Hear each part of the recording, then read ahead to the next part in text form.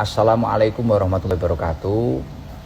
Saya Muhammad Idam dari Karanggayam, Serengat, Blitar, dari keluarga Majelis Taklim Sabilul Taubah. Dan ini samping saya, kiri saya ini adalah rekan saya Muhammad Ilham Burhanuddin, atau rekan saya yang biasa dipanggil Jibor, yang biasa membantu mengatur jadwal saya. Mohon maaf sebesarnya, malam hari ini sekitar jam 3 kurang 5 menit saya mau menyampaikan sedikit klarifikasi, karena tadi sepulang saya ngaji dari Tulungagung, tadi saya itu melihat di TikTok bahwasanya ada klarifikasi dan ada kekecewaan dari teman-teman panitia Lamongan yang saya katakan kemarin pada malam Selasa kemarin. Jadi pada malam Selasa kemarin saya mengatakan jangan sampai ini. Kula nyuwun tulung, aja sampai kaya Lamongan dipingi. Kula ya ora ngrasa sowan disowani, Jibor ya ora ngrasa di ngekeki jadwal apa piye, moro-moro enten foto kula, gitu. Akhirnya enek jamaah sing ngapunten nyuwun sewu saking demene kali kula ge roti tari lho. Aku ndelok. Jadi pada malam Selasa kemarin saya berbicara seperti itu tadi, seperti yang diputar oleh saudara Ilham tadi. Itu di TikTok juga ada. Jangan sampai seperti Lamongan kemarin. Saya tidak merasa disowani, dan Ilham Jibor juga tidak merasa memberi jadwal. Saya bilang seperti itu. Karena kemarin ada beberapa muhibin atau penggemar atau apa ya yang ingin jamaah lah. Saya mencontohkan dari beberapa yang bawa roti tar untuk saya. Itu hanya sebagian, yang lain itu banyak yang kecewa karena dikira saya itu memang benar-benar datang. Terus pada malam hari ini tadi, sekitar jam 12 saya itu melihat, habis saya ngaji di Tulungagung malam ini di Kalidawir. Saya itu lihat di TikTok ditunjukkan oleh anak-anak. Ini loh Gus, ada orang dari panitia dari panitia Lamongan, ini klarifikasi.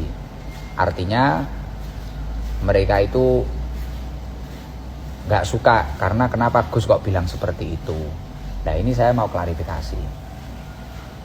Bahkan kekecewaannya, kenapa kok Gus Idam bilang seperti itu, gini, itu banyak lah. Karena saya memang merasa tidak diswani, dan saya memang tidak tahu kalau yang punya acara Lamongan kemarin itu adalah orang yang pernah datang. Beliau itu yang pernah datang ke rumah sakit waktu saya sakit itu.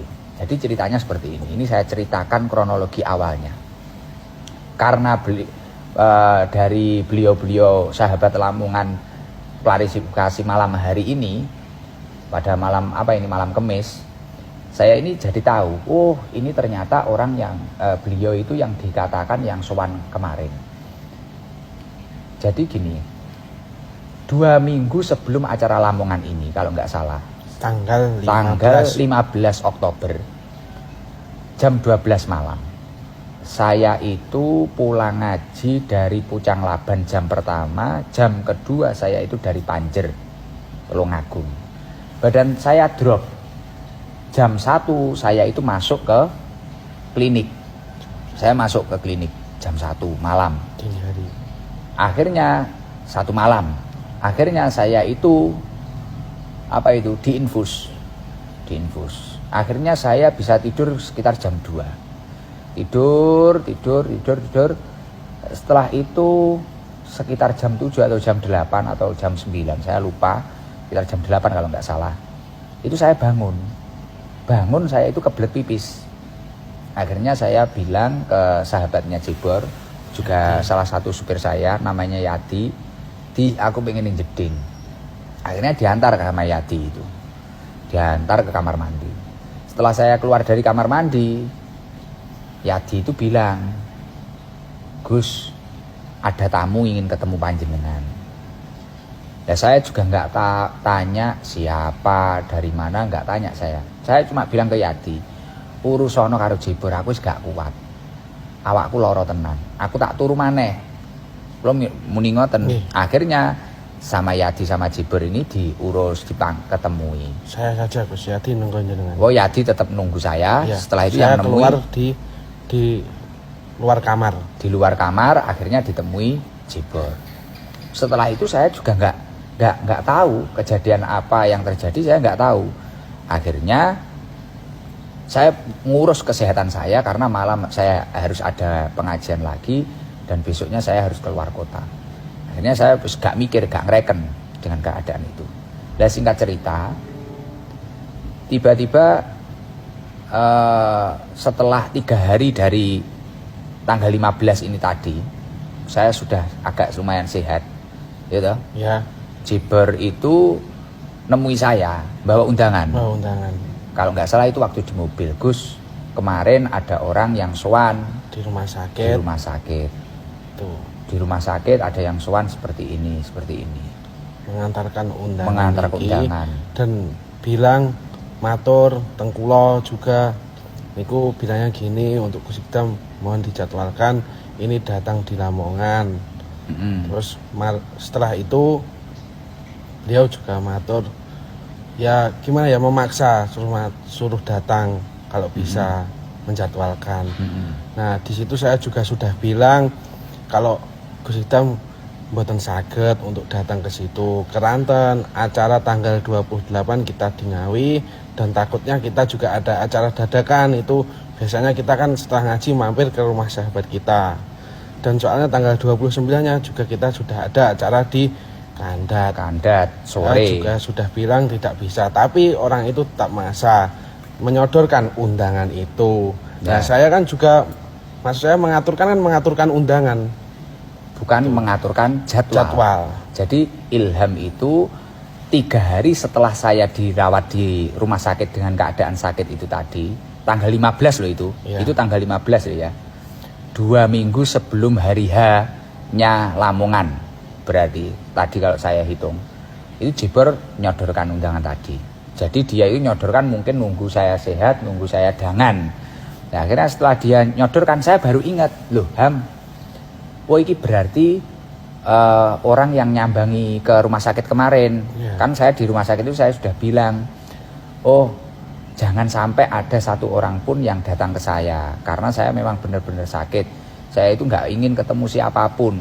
Saya pengen istirahat, saya sakit tenanan, beneran. Dan ketika saya tidak segera sembuh, akan banyak jadwal yang kita korbankan dan akan banyak orang yang kecewa, saya kasihan.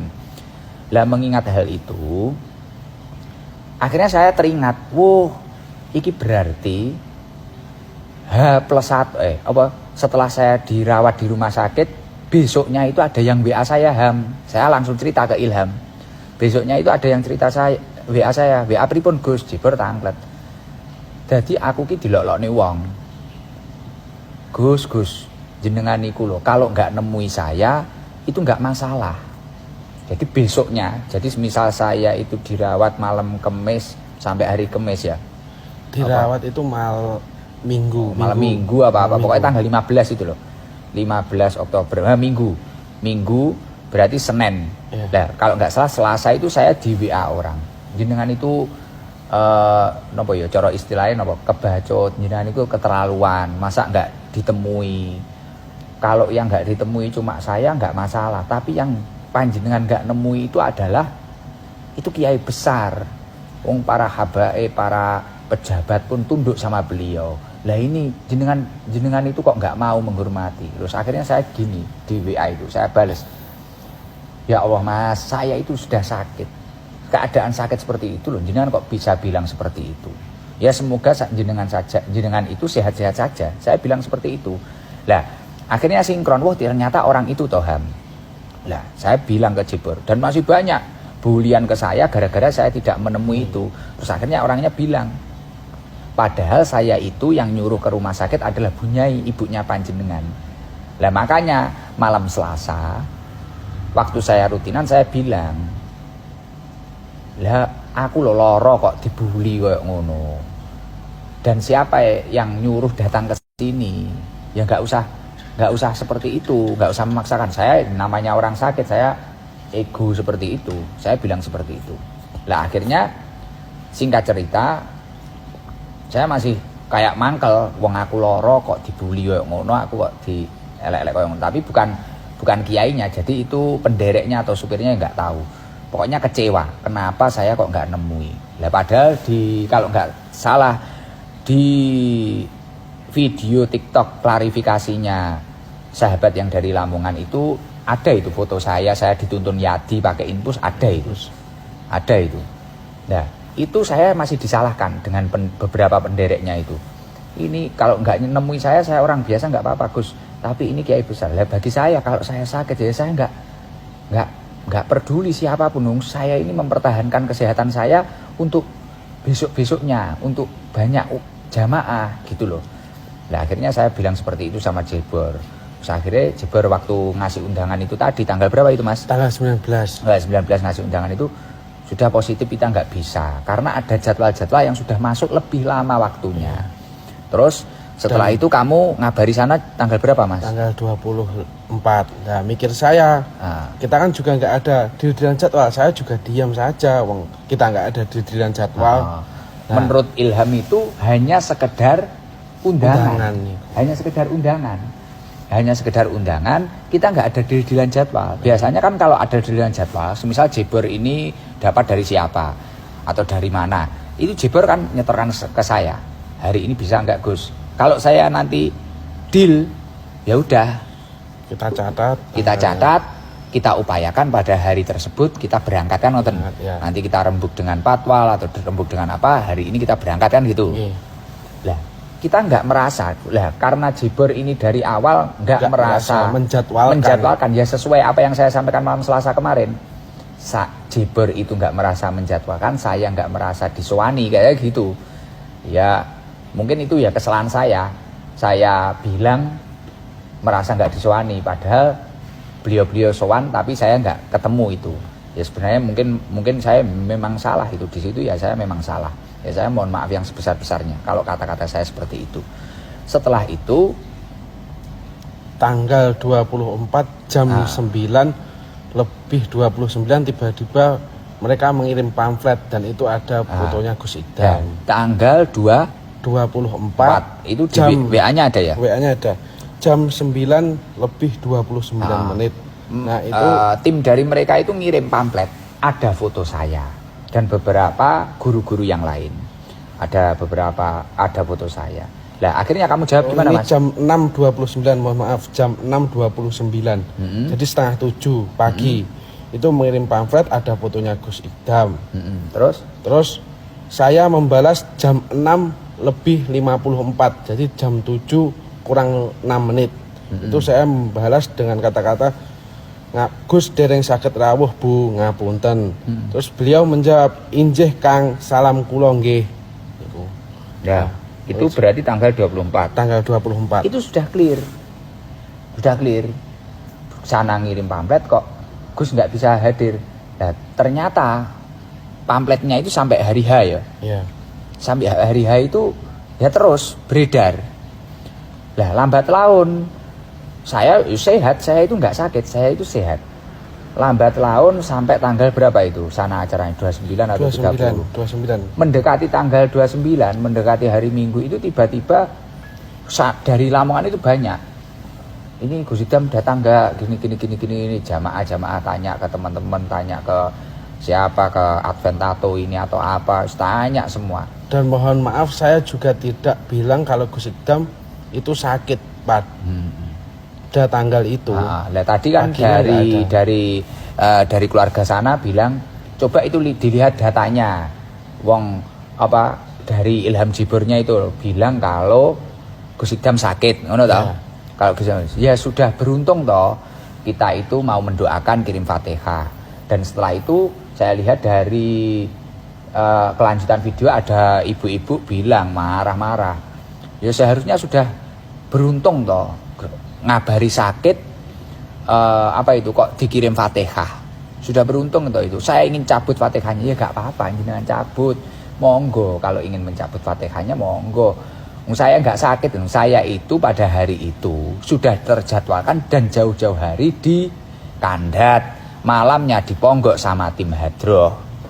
Itu di Kandat sore, jadi mulai jam 12 saya sudah tidur di Kandat, sorenya saya acara, malamnya saya di Ponggok. Saya nggak sakit lah, saya di Fatihah sakit, saya bingung. Makanya saya sedikit emosi, kenapa? Seolah-olah kayak dibohongi para jamaah. Wong saya itu loh di rumah sehat ngaji. Kenapa kok tatap seperti itu? Wong itu loh infonya sudah jauh-jauh hari. Gitu loh. Kasusnya kan seperti itu. Bisa dicek di WA saya juga, kalau saya juga nggak bilang kalau Hitam sakit. Ilham dari tadi saya tanya, kamu itu bilang mengizinkan saya itu sakit atau tidak? Tidak, sakit saya itu tanggal 15 waktu 2 minggu sebelum hari H Lamongan. Itu saya diinfus. Dan diinfus pun saya mau disuruh nemui, tapi ya saya mohon maaf yang sebesar-besarnya saya nggak bisa nemui. Setelah itu ada beberapa kejadian-kejadian seperti ini. Lah kenapa kok saya itu marah? Kenapa kok saya itu kemarin itu kecewa besar? Dan saya di majelis bilang seperti itu. Karena banyaknya jamaah ini yang kecewa. Seolah-olah saya ini kok nggak datang, wong saya itu di Kandat, di Ponggok. Lah, adanya jamaah yang buat roti itu cuma buat perumpamaan contoh sebagian. Lah setelah itu tadi tanggal 30 atau berapa Ilham itu dikirim. Mana ini loh kuenya nggak blotong nih, mak ambil marah-marah, kuenya nggak blotong. Loh, saya bukan mempermasalahkan kuenya. Lah karena pamflet yang beredar ini tadi, akhirnya padahal waktu saya sakit itu kita sudah bilang nggak bisa toh? Sudah bilang nggak bisa. Jadi tanggal 15 waktu beliau sowan di rumah sakit itu, Jiber sudah bilang nggak bisa. Jelas toh? Jelas. Sudah bilang nggak bisa, tapi beliau selalu memaksakan dan ya memaksakan. Lah saya ya bingung, wong saya itu sudah terjadwalkan. Ya kalau saya mengupayakan di sana ya yang Kandat kecewa, yang Ponggok ya juga kecewa kalau saya memaksakan ke sana. Lah saya itu sudah bilang seperti itu. Lah di sana orang-orang malah apa itu? Seolah-olah saya datang. Lah akhirnya bukan masalah rotinya yang saya bahas itu, bukan masalah rotinya blotong atau tidak. Rotinya guys buat jenengan-jenengan nggak masalah. Saya juga nggak berharap itu. Kasian ini loh. Semisal ada yang mau ngasih ingkung apa-apa, kasian. Dan saya sama sekali tidak pernah ada bahasa di situ di WA-nya Jibor yang tanggal 30 itu atau tanggal 31 itu ada yang gini. Seolah-olah kayak kita itu nggak punya jamaah, ini acara hall kiai besar setiap, dan saya tidak pernah meremehkan itu hall kiai besar atau tidak, saya nggak pernah meremehkan sama sekali, dan saya tidak pernah berargumen itu punya jamaah atau tidak, enggak, tapi saya kasihan karena foto saya yang di pamflet dan tanpa seizin saya, akhirnya banyak jamaah yang kecewa. Lah itu kan yang kelihatan cuma yang masalah bawa roti tar, bukan itu saja, tapi mungkin yang lain yang pengen lihat, pengen mendengarkan, pengen apa, kita kan nggak tahu yang lain. Makanya rame di TikTok seperti itu. Artinya kekecewaan saya itu mengerucut kenapa foto saya tetap ditampilkan. Kita belum ngedilkan jadwal. Iya, belum ngedilkan jadwal, kok di foto, kok di pamflet ada fotonya. Kok di pamflet ada foto saya. Ya gitu loh. Saya itu kasihan dengan jamaahnya yang datang, bukan jamaah yang murni jamaah situ, bukan murni jamaah haul, tidak. Jamaah kita itu loh. Muhibin kita yang mungkin dari Surabaya atau Sidoarjo atau mana itu loh. Itu loh yang kasihan itu. Kan karakternya jamaah ST itu biasanya nunggu mulai jam 2, jam berapa, atau kalau acaranya sore nunggu sampai ke pagi. Lah yang kasihan itu. Bahkan tadi kemarin waktu kan malamnya kita di Ngawi, yang di Ngawi itu sampai nunggu tunanetra hafal Al-Quran, nunggu mulai sore, nanti ingin ketemu Gus Idam, ingin apa. Nah itu kan yang kelihatan, yang nggak kelihatan maksudnya yang nggak terekspos itu kan banyak selain dari roti itu. Kalau saya udah kemarin terus ada WA gini, kalau itu besok mau ke sana nganter roti gini, lo nggak usah diantar rotinya. Artinya kalau memang benar-benar belum deal penjadwalan agar orang-orang itu tidak kecewa, agar orang-orang itu tidak merasa dibohongi, ya jangan dinaikkan foto saya. Intinya gitu ya. Ya bener ya Pak Imam itu. Intinya gitu. Terus ada tambahan lagi? Saudara Jibor? Sudah. Sudah jelas ya? Artinya saya mohon maaf yang sebesar-besarnya. Mungkin ini untuk pembelajaran untuk diri saya sendiri dan untuk yang lain. Dan saya mohon maaf Bapak berbicara bahwasanya Bunyai mengarahkan ke rumah sakit. Ya nggak tahu itu kok Bunyai mengarahkan ke rumah sakit, ya nggak tahu saya nggak tahu.